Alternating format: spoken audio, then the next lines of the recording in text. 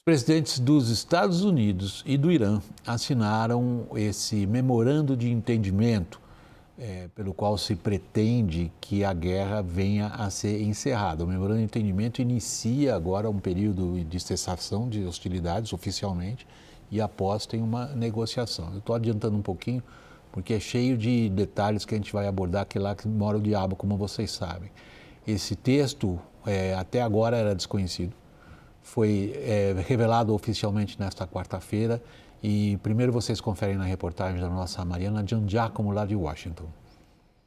O primeiro trecho do memorando diz que Washington e Teherã declaram o fim imediato de operações militares em todas as frentes, inclusive no Líbano, e estabelece que Estados Unidos e Irã normalizarão as condições de tráfego no Estreito de Hormuz em até 30 dias. Também não deve haver cobranças a embarcações na passagem durante 60 dias, enquanto ambos os países negociam um acordo final. No entanto, Irã e Omã, os dois países às margens do estreito, deverão definir como ficará a administração e os serviços marítimos em Hormuz após esse período de negociação. O período de negociações de 60 dias, que pode ser prorrogado por consenso mútuo, terá início assim que começarem os desbloqueios em Hormuz e a consequente retirada das sanções americanas. Nessas discussões estarão em jogo o programa nuclear iraniano e a economia do país. As autoridades iranianas deverão permitir, no mínimo, a diluição dos estoques de materiais enriquecidos que possuem dentro do próprio Irã, sob supervisão da AIEA, a Agência Internacional de Energia Atômica. Sobre o uso de tecnologia nuclear para fins civis, como na matriz energética iraniana, o documento reconhece as necessidades nucleares do Irã e diz que elas devem ser abordadas no acordo final. Os Estados Unidos também se comprometem a viabilizar com parceiros um plano de 300 bilhões de dólares em investimentos para a reconstrução e desenvolvimento econômico do Irã. Os detalhes devem ser definidos ao longo das negociações para o acordo final. O programa de mísseis balísticos do Irã, ao qual Israel queria que os americanos impusessem restrições, não foi citado no texto. O presidente americano, Donald Trump, minimizou a ausência de referências aos mísseis e disse que é, entre aspas, um pouco injusto que eles não tenham alguns. Fecha aspas. But if Saudi Arabia and Qatar and they all have some, I would say in relative proportion, I think it's okay. That's what I mean. Sandro, não há um entusiasmo muito grande dentro do próprio Partido Republicano pelo que se tomou conhecimento agora nesse documento assinado. William, eu ontem estava participando de um evento fechado sobre essa questão na crise no Golfo e ouvi uma frase muito interessante, que em fevereiro os Estados Unidos tentaram bombardear o Irã para uma mudança de regime e desde domingo os Estados Unidos estão tentando ganhar o Irã por meio de dinheiro para uma mudança de regime. É óbvio que não parece uma coisa muito clara. Os 14 pontos que foram revelados hoje diferem do que vem circulando em diversas mídias, a partir da publicação da publicação das mídias iranianas, tanto da agência Fars quanto da agência Mer, que são ligadas à Guarda Revolucionária, mas não diferem tanto dos termos que os iranianos tinham dito no domingo. Então, é algo extremamente impressionante. Não há empolgação, William, tanto na região quanto dentro dos próprios Estados Unidos. Então, é algo impressionante um tratado desse sair, e é interessante porque hoje, quando o Trump falava, na coletiva direto de Evian, na França, ele disse que se o acordo desse certo, o sucesso era dele, mas se fosse um fracasso, o problema era do J.D. Vance. Então, também mostra a natureza do Trump de que esse acordo é uma aposta, e a maneira dele, ele disse que se o acordo não funcionar, dentro de 60 dias ele voltaria aos bombardeios. O problema é que o acordo ele tira, de certa maneira, a capacidade de dissuasão americana por pressão, porque o Irã, a liderança atual do Irã, seja por meio de Mohamed Bagher Ghalibaf, presidente do parlamento, do Majlis, seja pelo meio do comandante da Guarda Revolucionária, o Ahmed Zahidi, e o círculo mais próximo que está em torno do Moshtaba Khamenei, essas figuras são muito mais duras no sentido de entender que elas sobreviveram ao assalto americano e israelense, e nisso, se sobreviveram a esse assalto, se sobreviveram a essa capacidade de todo esse poderio da maior potência militar do planeta e da maior potência militar regional, não há mais como o Irã sofrer uma pressão diferente disso. E a própria resistência do Trump em acelerar ou aumentar a gradação da campanha militar acaba encorajando o Irã, que jogou muito duro, e soube jogar muito bem. E, de certa forma, William, esse acordo acaba chegando na 1/10 hora para o regime, porque era um regime combalido, é um regime que enfrentou uma guerra que foi prejudicial a ele em junho do ano passado, é um regime que enfrentou protestos dramáticos, tem uma economia em frangalhos, uma situação material extremamente delicada, mas agora consegue talvez a mais preciosa de todas as vitórias, que é a vitória no campo político-ideológico. E isso pode dar uma sobrevida interessante ao regime se traduzir em meios e riquezas que estão sendo as promessas do governo Trump. Você recebeu a foto agora, queria que você comentasse. A foto tem um valor histórico do documento. A gente pode espelhar para a nossa audiência? Saulo, que está hoje de editor-chefe aqui conosco. Vamos projetar essa foto? Cadê a foto do presidente do Irã mostrando... Aí, está aí, Lorival, a palavra é sua. Esse é o Massoud Pezeshkian, o presidente do Irã, mostrando o memorando de entendimento com a assinatura dele e do presidente Trump. E o primeiro parágrafo desse documento, ele é muito explosivo do ponto de vista da geopolítica do Oriente Médio. Ele diz: os Estados Unidos da América e a República Islâmica do Irã, bem como seus aliados na atual guerra. Eu perguntei para um funcionário americano quem são esses aliados na atual guerra. Aí ele disse que é o Hezbollah no Líbano e o governo dos Houthis no Iêmen. Então é a isso que se refere. Ao assinarem este memorando de entendimento, declaram a cessação imediata e permanente das operações militares em todas as frentes, incluindo o Líbano, e compromete-se, acho que aqui vem a parte mais importante, a partir de agora, a não iniciar qualquer guerra ou operação militar um contra o outro, bem como a se abster da ameaça ou do uso da força entre si, assegurando a integridade territorial e a soberania do Líbano. Então aqui os Estados Unidos se comprometem a não ameaçar mais usar a força contra o Irã e a bancar a soberania do Líbano também, do Irã e do Líbano. Contra Israel. Contra Israel. Como que Israel fica nisso? Israel, que até antes dessa guerra emergiu como uma grande potência inquestionável do Oriente Médio. Agora, essa potência, quem é reconhecido nessa categoria pelos Estados Unidos é o Irã, porque hoje o presidente Trump disse o seguinte: eu acho que houve uma mudança de regime, sim, porque está lá, nós matamos 3 gerações de governantes e agora entrou uma geração que ama o seu país. Ele falou isso sobre o regime iraniano atual. E isso combinado com o fato de que os Estados Unidos estão mobilizando um fundo internacional privado de 300 bilhões de dólares para investimentos no Irã. A reconstrução do país. Né?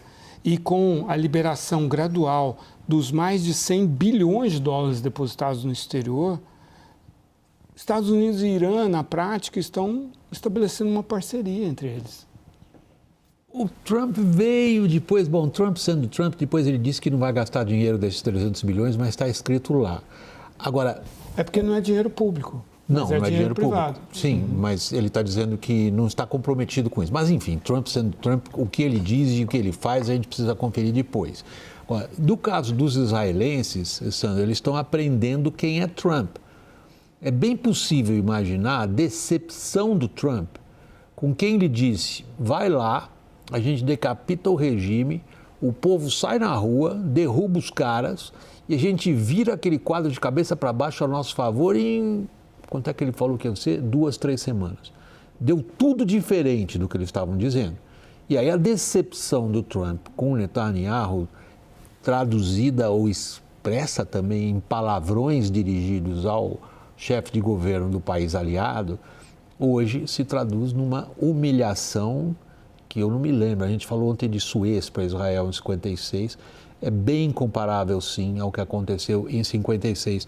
Agora, o que isso significa, Sandro, na sua avaliação, para os outros países ali na borda, os árabes, por exemplo? William, embora a sua pergunta seja sobre os árabes, eu queria fazer um ponto rápido sobre Israel. Não, à vontade, pelo amor de Deus, sinta-se à vontade. O comentário em Israel desde domingo, William, é de uma absoluta humilhação. É pior do que Suez. Porque em Suez você tinha um inimigo que era Nasser, mas com quem você tinha uma possibilidade de diálogo e uma racionalidade, porque afinal Nasser era uma figura de Estado, era uma figura ligada ao movimento dos oficiais livres no Egito, e por aí se segue. Então havia ali uma possibilidade de negociação e de reconhecimento. Com o Hezbollah isso não existe. E o pior é que essa campanha de Israel no Líbano deste ano não é uma campanha bem sucedida, é uma campanha que gera um deslocamento enorme da população de Israel ao norte do país, muita gente teve que ser deslocada, uma campanha que tem enfrentado um Hezbollah completamente novo, utilizando drones de fibra ótica, lembrando muito o que a gente vê na Ucrânia, e isso acaba também criando oportunidades para os países da região mudarem seus cálculos. Então, talvez a primeira vítima do primeiro parágrafo descrito a todos nós pelo Lorival sejam os acordos de Abraão. Eu não quero aqui dizer dramaticamente que os acordos acabaram, mas a possibilidade da expansão dos acordos de Abraão agora fica muito abalada, porque a gente tem Emirados Árabes Unidos, Catar e até mesmo Bahrein dizendo é o momento de estabelecer um diálogo com o Irã. E todos eles estabelecendo canais, tal como os sauditas, com o Irã de diálogo, que, como bem disse o ministro das Relações Exteriores do Catar algumas semanas atrás, a não ser que ocorra uma tragédia tectônica, o Irã sempre vai estar aqui. O Irã sempre vai ser nosso vizinho. Então, talvez seja a hora de criar um mecanismo de convivência. Então, talvez a tragédia de Netanyahu seja que em 28 de fevereiro ele se encontrava na percepção de que estava no ápice do seu poder e de que finalmente ele ia lidar com um inimigo definitivo. E agora a gente vê que em poucos meses depois o país é forçado provavelmente a sair do Líbano por essa cessação de hostilidades. Isso provavelmente vai envolver uma retirada do Líbano, a inviabilização de qualquer ação israelense nesse sentido, sob pena de uma ruptura com os Estados Unidos. E embora a gente não diga, William, de uma ruptura da aliança, num grande senso, mas da aliança com Donald Trump, que se coloca como o presidente mais favorável a Israel e que diz isso repetidas vezes na imprensa americana. Então, o que a gente está vendo aqui muito claramente é um reordenamento da região. A gente já dizia isso desde 28 de fevereiro, mas não se imaginava um reordenamento de maneira tão rápida, tão fulminante e tão dramática como a gente está vendo. E ao contrário do que eles esperavam. Aí vai aquela frase lapidar. O perigo existencial de Israel, na verdade, é perder o apoio americano, que é o que parece que está acontecendo. Agora, vamos para um outro ponto desse memorando de entendimento, que é extraordinariamente espinhoso, a questão nuclear. Dizer que os iranianos se comprometeram a não ter uma arma atômica, eles falam isso. Desde o programa Átomos para a Paz, de Eisenhower, que o Shah da Pérsia usou nos anos 70 para comprar tecnologias e reatores americanos. Um deles chegou a ser depois construído pelos alemães, um reator de água leve, urânio enriquecido.